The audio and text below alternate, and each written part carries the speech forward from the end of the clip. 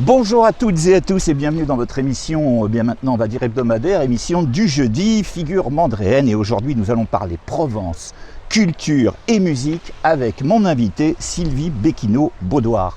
Bonjour Sylvie. Bonjour Philippe. Eh bien merci d'avoir répondu à cette invitation. Dans ton cas, il n'y a pas d'ambiguïté, tu es une véritable figure mandréenne.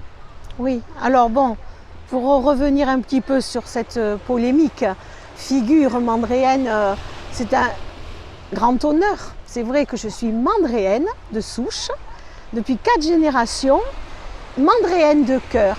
Voilà. Mais pour moi, les portraits que tu dresses des gens qui sont venus actuellement à Saint-Mandrier, qui aiment Saint-Mandrier, qui œuvrent dans Saint-Mandrier, pour moi, on peut les considérer comme des figures, des portraits. Je te remercie. Justement, c'est la mandréens. question suivante. Qu'est-ce que tu penses de cette émission?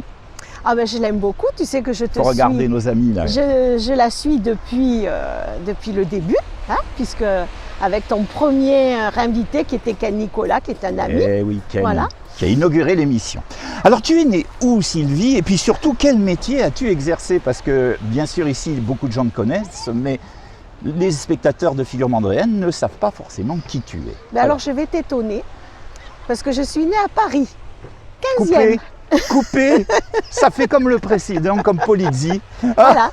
Alors tout à fait, alors je Mon t'explique Dieu. pourquoi, parce que malheureusement mon papa, qui est natif de Saint-Mandrier, Bon, ça sauve les meubles. voilà, hein. d'ailleurs qui a été président de l'amicale des racines mandréennes pendant plus de 10 ans. On va en parler de tout Voilà, ça. et là, donc mon papa a eu 3 ans d'exil, parce que tu sais que quand tu passais des concours dans l'administration, eh bien, il fallait aller à Paris.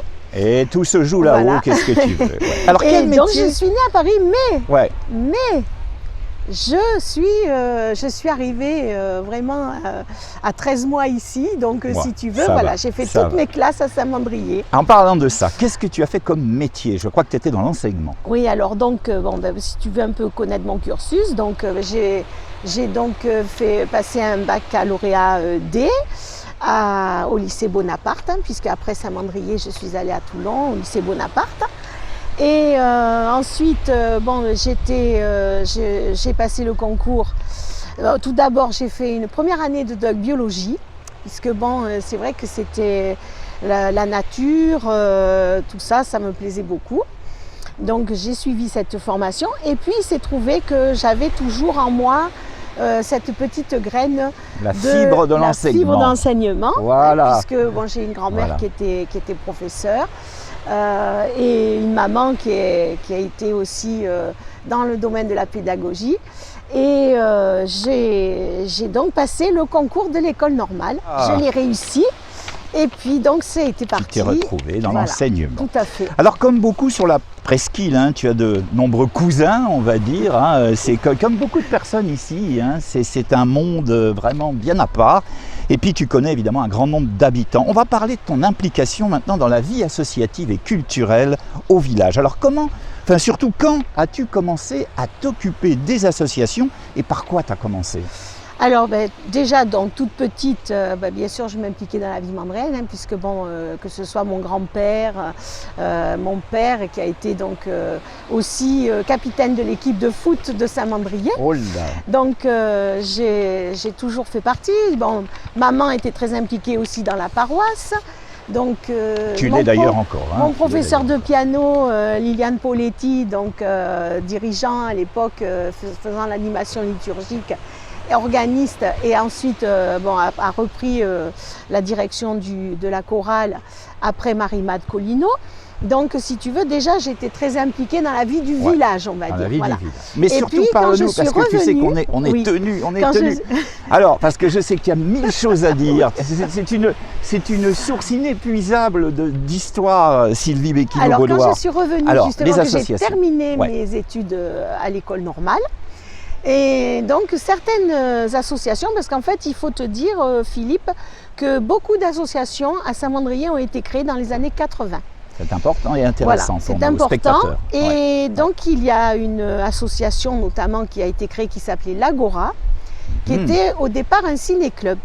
Et tu penses bien que quand j'ai découvert qu'il y avait un ciné-club à Saint-Mandrier, bien sûr, j'ai adhéré à l'association. Tu t'es enfoui tout de suite dans la Voilà, et dans puis l'histoire. je me suis retrouvée jeune présidente de cette association. Donc, Tu avais quel âge? oh, j'étais très jeune, ça devait être en 1984 ou 86, donc tu vois, j'avais une 24-25 ans. Donc ça a commencé Voilà. en fait par l'Agora, donc en fait le cinéma, mais tu es musicienne, je sais. Alors, le cinéma, comment parce ne que pas en parler? Mon grand-père m'a donné l'amour du cinéma, étant donné qu'il a été projectionniste Voilà, comme Marjorie du temps Asnar du- qu'on voilà, a vu sur cette du même temps du antenne. cinéma Armando. Voilà, Et c'était d'ailleurs, autre chose.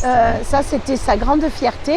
C'est lui qui a assuré la projection, la première projection de La Gingras, en présence de Fernandel et Ah Jean bah ça vaut le Gabin. coup d'être dit, Voilà. hein, ça, parce Voilà. qu'effectivement, ça c'est quand même quelque chose. Parle-nous de la musique, Sylvie, parce Voilà. que tout le monde Alors- sait que tu as créé des associations. Voilà, alors la musique, Voilà. et puis donc, alors pour faire court, parce que j'ai fait partie aussi d'autres associations, bien sûr, hein, la gymnastique volontaire, voilà, c'est vrai que j'ai la Sylvie chance est d'avoir... impliquée, mais c'est J'ai des incroyable. parents qui, comment Ouais. te dire, qui étaient très complémentaires, puisque de par mon papa, bon, j'ai un peu eu l'esprit scientifique cartésien, Voilà. et de par ma maman, tout ce qui était Artistique. artistique, Plus littéraire. littérature, voilà. Voilà. J'ai des parents qui sont musiciens tous les deux. Et même si papa a préféré le foot, il a quand même fait un peu de piano. Ils chantaient très bien tous les deux. Donc voilà. Et donc, pour mon plus grand bonheur, j'ai Alors, épousé un qu'est-ce- violoniste. Eh bien, on va en parler justement. Non seulement on va en parler, mais on va le voir dans un petit moment, tu vois. Ça, c'est la surprise. Alors, qu'est-ce que tu as fait comme étude musicale, en fait? Alors en fait, quand j'ai été à l'école normale, j'ai suivi des formations donc en musique, pédagogie musicale active Orff, avec Jos Karl Luttac. Orff. Voilà. Alors pour nos spectateurs, je t'interromps Voilà. parce que Karl Orff, ça va peut-être pas vous parler, mais Carmina Burana, c'est sa plus grande œuvre, la plus connue, que je vous recommande d'écouter. Parce que Orff, c'est un compositeur et un musicien pédagogue qui a fait de la méthodologie musicale. C'est pour ça qu'on en parle. Bravo, je suis content que tu Voilà. aies suivi ce cursus. Et puis j'ai suivi aussi des cursus de direction de chœur. Et le chant, Et le chant, en plus tard. Voilà. Sous l'impulsion de mon mari notamment, j'ai suivi des cours au conservatoire de chant lyrique et j'ai participé aussi, ça a été très, très heureux dans ma vie, j'ai participé à des spectacles d'opérette, notamment au Véronique qui avait été monté à Fort-Napoléon il y a quelques années. Et Voilà. ben, tu sais, la surprise, c'est qu'en fait, on va t'écouter là, à l'instant. On a retrouvé une vidéo de l'ensemble Mandriana que nous avions conçue pour la fête de la musique. C'est vrai. On écoute un extrait avec Frédéric Baudoir, au violon, l'époux de Sylvie, un extrait de la Barcarolle d'Offenbach, accompagné au piano par Pascal Bruno, qu'on connaît également sur la presqu'île.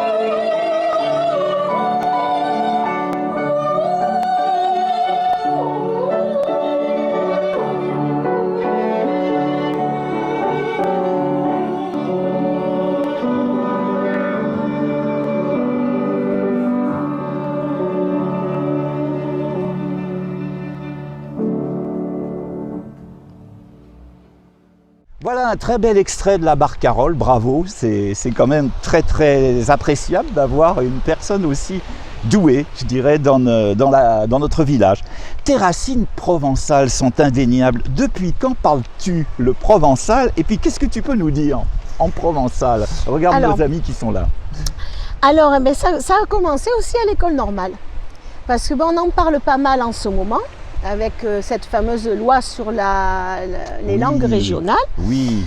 Mais il ne faut pas oublier que j'ai passé donc mon concours en 1981 et les langues régionales sont revenues dans l'enseignement en option au baccalauréat. Comme à cette quoi, époque-là. Et comme donc, quoi l'importance. voilà, j'ai fait partie des enseignants du primaire volontaires pour l'enseignement du provençal à l'école. Alors, est-ce que tu peux nous dire quelques mots en provençal? Ça fera plaisir, bien sûr, à tous les Provençaux qui regardent l'émission. Et bonjour en tutei. Longo mai a figure mandréane, crunche mandréane, en provençal. Et m'agrade fort à quel émicien. Pour l'instant, je comprends. Et gramassi à Philippe Donon, personne travail. Et Je comprends. Et toutes les interviews. Merci beaucoup Sylvie. Une question qui me taraude l'esprit parce que tu es quand même une personne assez rare. Je vais peut-être te demander de revenir tout petit peu là, j'ai l'impression que tu n'es peut-être plus dans l'optique. Pourquoi ce besoin de t'impliquer autant dans la vie associative de cette presqu'île et en règle générale? Ouais, je crois que c'est une histoire de cœur, attachée. Tu sais, quand justement j'étais à l'école normale, mes amis, mes meilleurs amis me disaient toujours toi, tu es comme la rapède sur ton rocher. Et mon rocher, je crois que c'est cette presqu'île. La rapède, on l'explique parce que c'est des petits coquillages chapeaux qui collent au rocher les arapèdes. Voilà, en langage scientifique, c'est la patelle. Mais c'est vrai que nous, et d'ailleurs sur cette magnifique plage de la Coudoulière, lorsque j'étais enfant, c'était mon plus grand bonheur. Je m'asseyais au bord de l'eau, il y avait des tas d'arapèdes et on les prenait et on les mangeait. Sur place, voilà. Bon, tu connais maintenant la suite de l'émission, c'est les questions du tac au tac. Alors attention, ça va très vite. Hein. Si tu étais une couleur? Alors le vert, sans hésitation, le vert, parce que c'est la couleur du renouveau au printemps.